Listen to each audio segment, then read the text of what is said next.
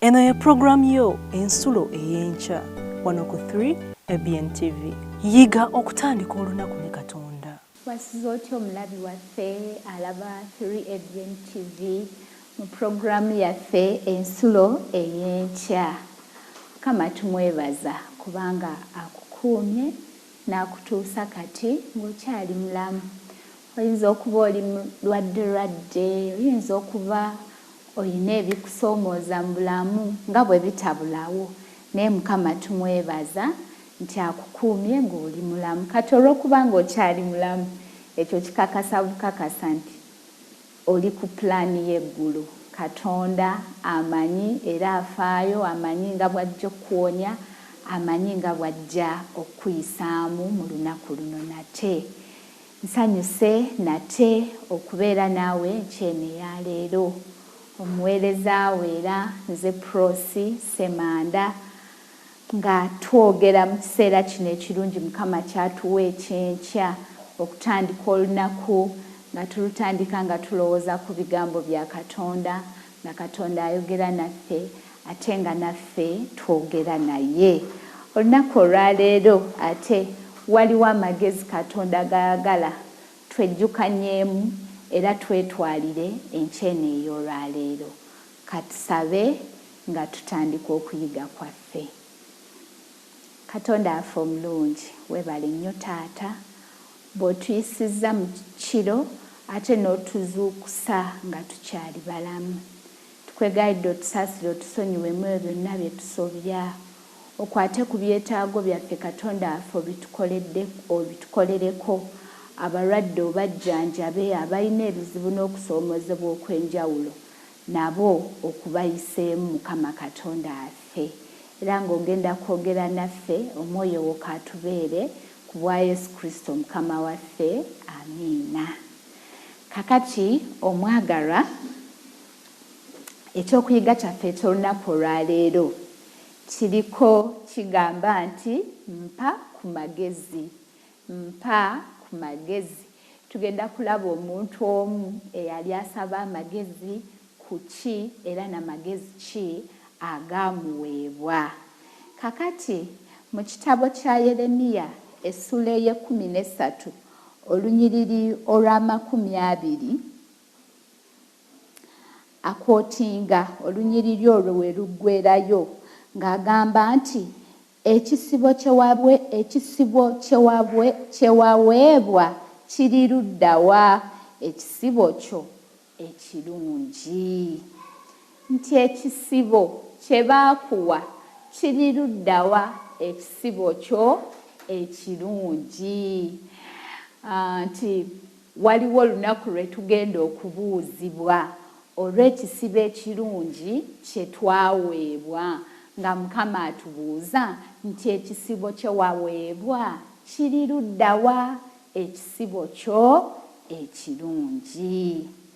Kakati waliwo story eyatuweewebbwa ey'omwami omu eyali agenze mu lukuŋŋaana olumu. Era agamba nti ekiseera kyali kirungi, ndiyinza obutaddamu kumulabako nate. Era olw'okubanga yali omu ku babuulizi abatutumufu mu ddiini, nalowooza nga nnina okukolerawo nga nkyasobola. N'atandika bwe nti, Musumba, nsaba kumpa ku magezi. Yasitula ku maaso ge wakati mu kwewuunya, n'anziramu nga bw'asitudde ebisige nti, lwaki? Amagezi ku ki? Olina buzibu ki? Omwami ono yali agenze mu lukuŋŋaana olumu, naye ng'omubuulizi w'enjiri oyo yali musumba w'amaanyi ng'abuulira enjiri. Kati yawulira nga asanyuse nnyo, amwegombe nnyo, n'awulira nga alina okubaako kyamubuuza. Kyeyava agenda mu maaso ge n'amugamba nti, Musumba, nsaba kumpa ku magezi nga omutwe gw'ekyokuyiga kyaffe ekyaleero bwe guli. Nedda bwe yaddamu.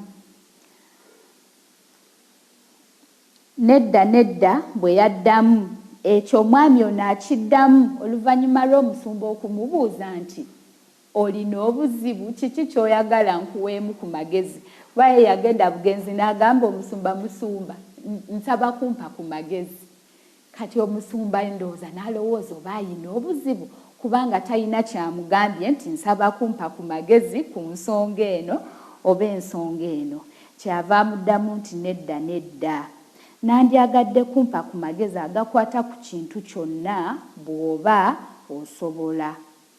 Yakyusa amaaso n'atunula eri okumala akaseera oluvannyuma yantunuulira era n'aŋŋamba nti soosanga amakaago. Oluvannyuma n'addamu nti soosanga amakaago. Omwami ono bwe yagenda eri omusumba ono gw'atugambye ow'amaanyi gwe yasanyukira n'awulira ng'ekyamazima yandibadde omusumba ono alina kyamugambayo ye ng'omuntu. Kyava agenda n'amugamba nti musumba nsaba kumpa ku magezi ku kintu kyonna bw'oba ng'oyagala. Omusumba ono n'addamu n'amugamba nti soosanga amakaago. Ate teyakyogera mulundi gumu naye n'akiddamu n'omulundi ogwokubiri. Ng'amaze okugaziya kye yali ategeeza, ebigambo ebyo byakwata ku bwongo bwange. Twali tetulina baana mu kiseera ekyo nze ne mukyala wange, wabula olw'okumanya ku mubuulizi oyo omuzeeyi nakimanya nga gano gabadde magezi agasaana okussibwamu ekitiibwa, amagezi ge yawulira nti kitaawe singa yagatwala soosanga amakaago. Omubuulizi ono atugambye nti oluvannyuma lw'okumunnyonnyola ki kye yali ategeeza ng'amugamba nti soosanga amakaago, ndowooza oluvannyuma lw'okunyumyamu omubuulizi ono yasobola okubuuliramu n'omwami ono nti singa kitaawe w'omubuulizi oyo naye yali agoberedde amagezi ago embeera yandibadde ki nnungi. Omwami ono agamba nti newankubadde mu kiseera ekyo baali tebalina baana, naye yagamba nti yawulira nga amagezi ago agamuweebwa kwegamba ensonga emukutteko nnyo ng'ekutte ku bwongo bwe, newankubadde mu kiseera ekyo baali tebannaba kubeera na baana. Katonda abadde nga mwanjulukufu ng'ayogera n'abantu mu kkanisa ku buvunaanyizibwa bwabwe obukulu obw'okutwala enjiri eri ensi. Mwe muli bujulira bwange bw'ayogera Mukama, n'omuweereza wange gwe nalonda. Bw'onaagenda mu Isaaya essuula eya 43 olunyiriri olw'10 ojja ssangayo ebigambo bino nti mwe muli musana gwa nsi. Yesu bwe yayogera mu Matayo 5:14 bwe yali abuulira obubaka bwe ku lusozi. Era mu kiragiro ekikulu Yesu yabuulira abayigiriza be okuyita mu mirembe gyonna ng'agamba nti kale mugende mufuule amawanga gonna abayigirizwa.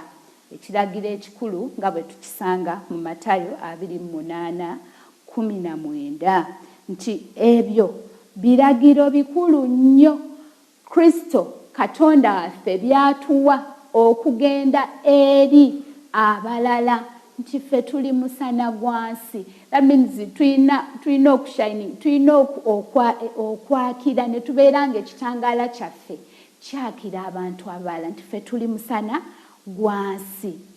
Atugamba nti tugende tubuulire enjiri mu mawanga gonna. Ebyo nno binokolwayo ng'ebiragiro ebiki ebikulu. Naye ono y'omusumba bwe yagenda ate okuwoowa Oluganda amagezi ye yamugamba nti soosanga amakaago. Tujja kulaba lwaki. So wabula wakati mu bino byonna lumu Katonda alibuuza abazadde nti ekisibo kye waweebwa kiri ludda wa? Ekisibo kyo ekirungi. Mu lunyiri lwaffe bwe twasomye mu Yeremiya 13:2 bw'atyo bwe yatugambye. Abaana bwe busika bwa Mukama. Zabbuli ey'e127 olunyiriri olwokusatu ayogera ku baana nga obusika bwa Mukama. Zabbuli 127 agamba nti laba abaana bwe busika bwa Mukama, n'ebibala eby'olubuto y'empeera ye. Tewaliyo kirabo kinene ekyenkana awo ekyaweebwa omwami n'omukyala okulabirira ekisinga abaana. Era nga wadde si kyangu okusanga abazadde abatuukiridde, Katonda ayagala abazadde bafuule amaka gaabwe ekifo ekisookerwako mu kubuulira enjiri. Amaanyi agateekebwawo okubuulira abaana enjiri ko n'okubafuula ekyokulabirako. Ekyokulabirako ekyokwagala kwa Katonda galivaamu empeera nnene. Nti ekiragiro ekinene ekyatuweebwa nti tugende mu nsi zonna tubuulire enjiri, tugende mu nsi zonna twase omusana gwa Kristo, abantu bonna bamanye nti tuli bayigirizwa be, beegombe omuntu ono gwe tukoppako nabo bamwegatteko. Kyekiragiro ekikulu Katonda affe kyagala nti abantu okuva ku ffe bonna batulabireko, tubabuulire obulungi bwe, bajje gy'ali. Naye okusookera ddala Katonda atuwadde ekirabo ekisinga obunene. Agambye nti kyekirabo ekisinga obunene Katonda kyawadde omwami n'omukyala, ate nga kyekituufu. Bwe tugeze mu Zabbuli 127 olunyiriri olwokusatu n'agamba nti laba abaana bwe busika bwa Mukama. Bwe tulaba ng'omwana kya muwendo nnyo, nga Katonda bwe yatunuulira ku heritage gy'asobola okuwa omuntu, ku busika bw'alina okuwa omuntu, nga Katonda yatunula n'agamba nti nno omwana gw'aba amuwa. Gwe tomanyi nti nno ekyobugagga kye bawa omuntu kirina okuba nga kya muwendo nnyo. Omuntu yenna kati wano mu Central mu Buganda wano, abantu bwe bayogera ku by'obusika mulimba ndowooza bagenda kumpa ogutaka ogunene. Waliwo bannaffe abagaba amagana g'ente, kwegamba ebintu ebirina value, nti omuzadde kyawa omwana we okumusikira kirina okuba nga kyaki nga kya muwendo. Kyokka taata waffe ye ow'omu ggulu bwe yatunula n'agamba nti ekyobusika kyalina okuwa omwami n'omukyala ye mwana. Bannange, omwana kintu kya bbeeyi, kya busika bwa Katonda, kubanga Katonda atunuulira nti mu baana mwe muva ezzadde ne ligaziwa, ezzadde erimutya ne liba lingi ne lisaasaanira ensi yonna. Tolaba nga singa tulunze bulungi ekisibo kino kye tulina mu maka Katonda kye yatukwasa, Katonda bwe yakwata ekyobusika kye n'akituwa n'atugamba ffe tukikuume, tulina okukikuza ne tukijjamu ne tukiteekateeka ne tukitendeka ne tukibuulira ebyo ebikwata ku Katonda, ate nabo bye banaabuulira abaana baabwe, n'abaana baabwe bye balibuulira abaana baabwe, obwakabaka bwa Katonda busobole okubeera nga bukola ki? Nga bugaziwa. Kyobalaba nti nno omubuulizi ono ow'amaanyi, omuzeeyi, bwe yali agamba omwami ono ku magezi gonna g'asobola okuwa omuntu, yamugamba nti soosanga amaka go. Kubanga singa omuntu osoosezza amaka go nga abantu bo balaba okwagala kwa Katonda, kuno okwagala kwe twagala okugenda okubuulira abantu abalala mu nsi yonna bategeere ku Kristo, bakolera batambulire mu kwagala kwa Katonda. Okwagala kuno singa tukusoosezza mu maka gano mu kisibo ekirungi Katonda affe kye yatuwa. Mukyala wo n'alaba nga ddala alaba Kristo mu ggwe. Omwami wo ddala n'alaba nga alaba Kristo mu ggwe. Kyokka ate n'ekisibo kino kyonna kyonna kubanga kiba kikutunuulira era nga kikulaba by'okola by'oyogera mu mbeera zonna.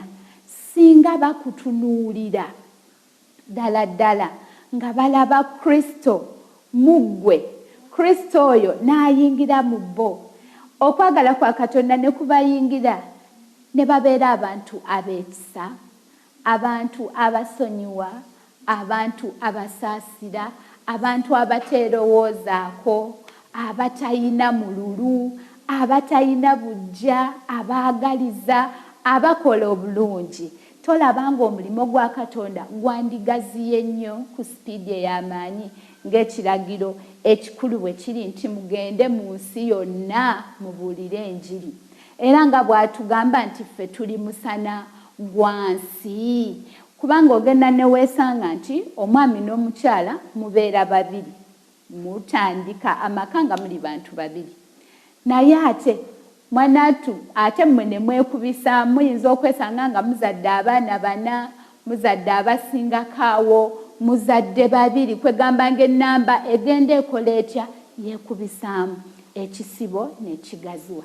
Singa ekisibo kyonna ekifuluma mu nju yaffe ddala ddala nga kye kisoose okufuna amawulire amalungi ago, enjiri ennungi ey'okwagala kwa Kristo neerabikira mu bulamu bw'ekisibo ekyo, enjiri egenda kugaziyira ensi yonna.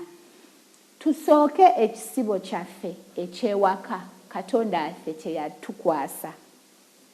Bwe tunaamaliriza ekisibo kyaffe, awo tuli very free okugenda mu nsi yonna tubuulire enjiri.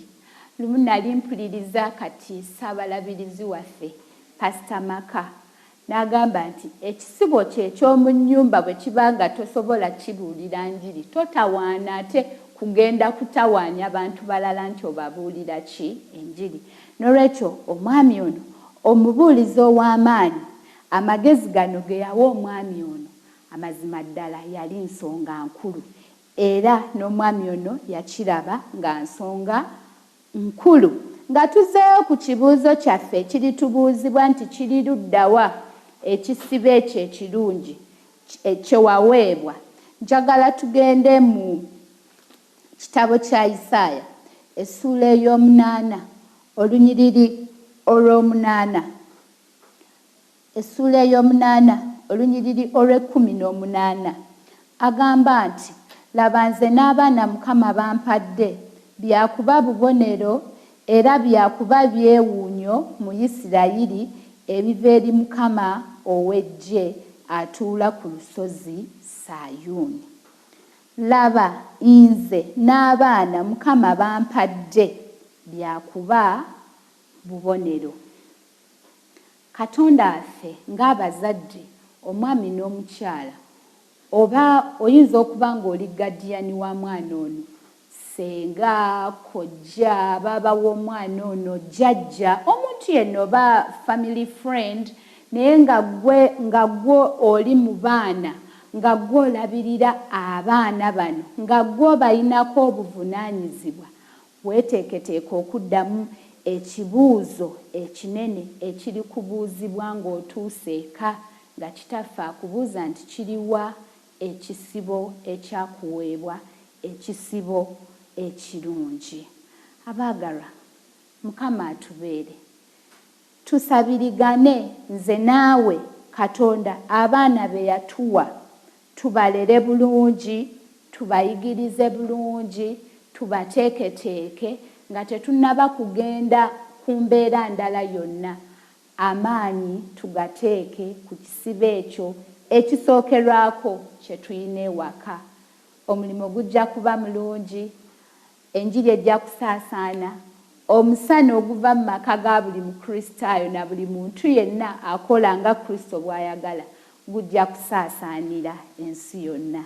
Nkusabira bwe ntyo ate nga nange bwe nneesabira. Mukama atuwa omukisa. Katusabe. Katonda affe tukwebaza kubanga oyogedde naffe nga otujjukiza era ng'otutegeeza ku kulabirira obulungi ekisibo ekyo ekirungi kye watukwasa nti era ku lunaku olw'oluvannyuma ng'olikitubuuza. Tukwegayira Katonda affe ng'abazadde tujjuze mu magezi n'okutegeera awamu n'ebikozesebwa. Katonda affe awamu n'ebikozesebwa mu by'ensimbi byonna tusobole okulabirira abaana baffe n'okubateekateeka obulungi olw'obulamu obw'obuvunaanyizibwa wano mu nsi, ate tusobole okubakwanjulira nga tutuuse mu bwakabaka obw'omu ggulu ku bwa Yesu Kristo Mukama waffe. Amiina. Yiga okutandika olunaku ne Katonda. Olwo nno ebisuubizo bye birabike gy'oli.